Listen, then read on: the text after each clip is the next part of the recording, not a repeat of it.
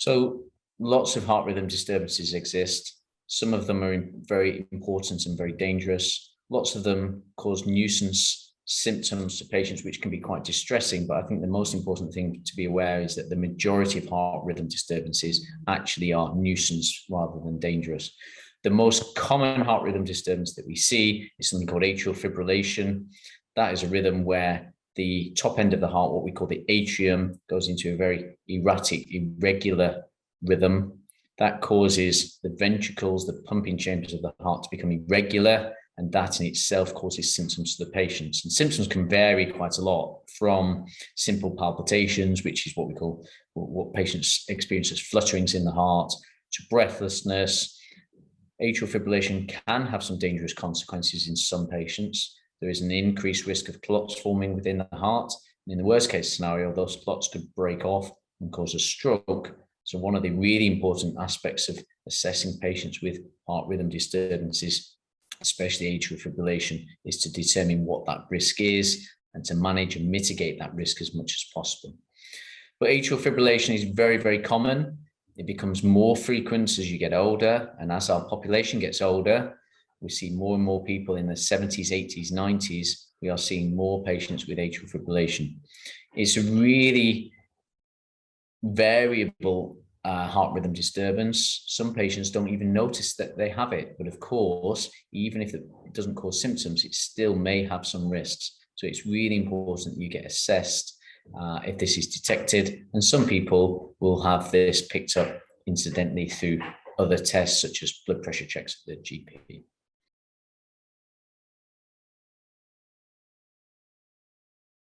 There are two reasons why heart rhythm disturbances may be severe. Number one is that they may be severe in terms of risk to the patient. The second thing is that they may be severe in terms of symptoms to the patient. And it's really important to be aware that just because rhythm disturbances are causing terrible symptoms doesn't necessarily mean that they are increased risks to the patient. Likewise, heart rhythm disturbances that might not necessarily cause a lot of symptoms to the patient can be associated with significant risk. So if we're talking about the most severe in terms of risks to the patient, some heart rhythm disturbances can, in the worst case scenario, cause collapse or even cardiac arrest. And you've seen fairly high profile people in the media over recent years, such as Christian Eriksen, the footballer, who had a collapse and cardiac arrest on the football pitch. But thankfully, those rhythm disturbances are small. We can identify patients that may be at increased risk of that, and that is one of the aspects of screening for cardiac disease. The other aspects of heart rhythm disturbances are those that might not necessarily have significant risk, but cause quite severe symptoms to patients. And those symptoms can be palpitations, breathlessness, which can be very, very disturbing, especially if the patient doesn't know what's going on. And one of the aspects of heart rhythm problems is not just the symptoms that it causes, but the anxiety that those symptoms cause to the patient. And of course, if you feel your heart is out of rhythm, the most common response to that, I guess, is to become very anxious that this might be a risk to you. And that's where we come in terms of assessing that risk, mitigating any risk, and providing treatment to eliminate the symptoms.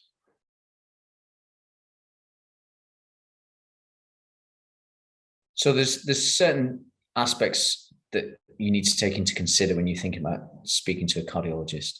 First of all, is there any risk to you? And the things that signify increased risk, in my mind, is certain what we call red flag issues. So if there is any strong family history of cardiovascular disease, such as heart attack, collapse, cardiac arrest, if any of your relatives have known cardiac conditions that may run in the family, it's really important to be screened for those conditions.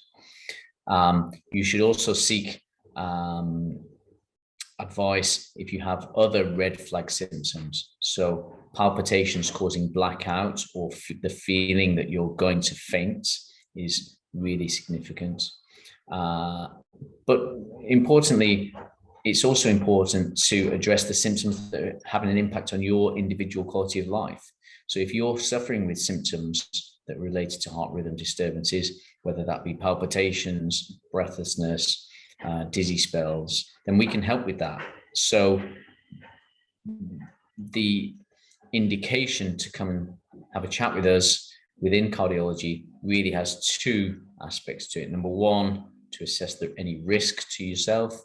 And the second thing is to deal with those symptoms that will be interfering with your quality of life.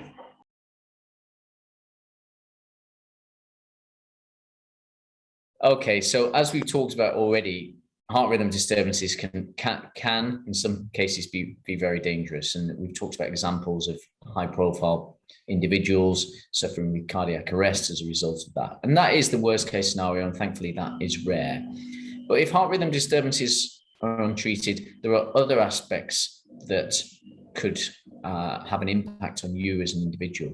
So as an example, if a heart rhythm disturbance causes a fainting episode, then even though that it may have only happened once, that will have an implication on your life. For example, the DVLA won't let you drive for 6 months. It may have an impact on your work, what you can do for a living, and on your activities. So there's the aspects of managing heart rhythm disturbance in terms of risk of major events like cardiac arrest. There's the risk of heart rhythm disturbances having an impact on your ongoing life, your quality of life, your work. And then, of course, even if heart rhythm disturbances are not dangerous, as thankfully most of them aren't, it has an impact on your quality of life. So living with heart rhythm disturbances, as we've said already, can cause quite debilitating symptoms in some individuals. And those symptoms can impact on quality of life, your physical activity, etc. So it's really important that you get these things looked at, you have an assessment. We, first of all, in my mind, is there any risk to you? The second aspect, once we've eliminated or mitigated that risk, how can we manage symptoms appropriately?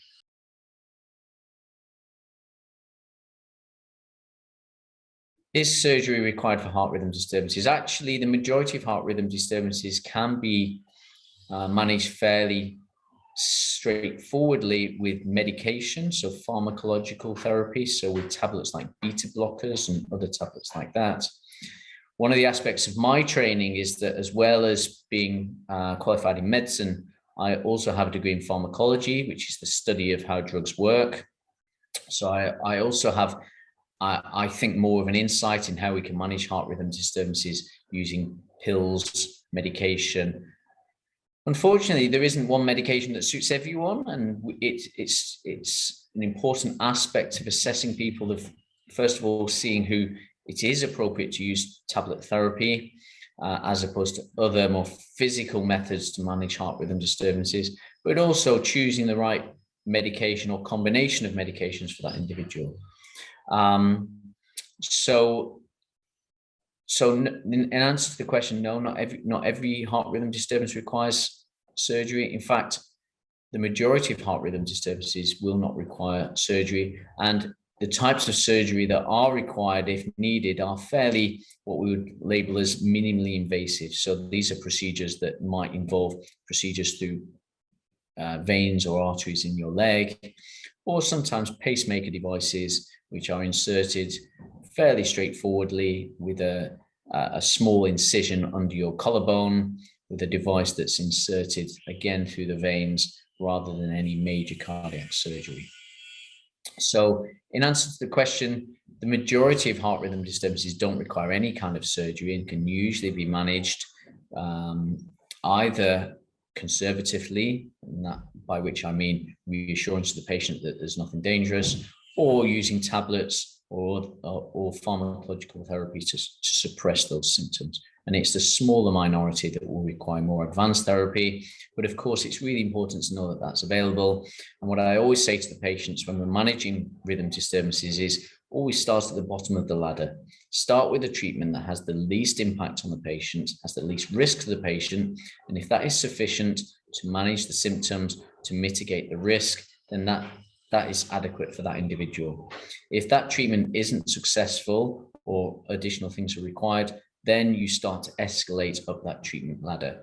But to go straight to the top of the ladder with, for example, procedures that may be invasive and also have some risk without trying the other things that maybe, in fact, are lower risk, wouldn't be the right way to go. I hope that makes sense to everyone.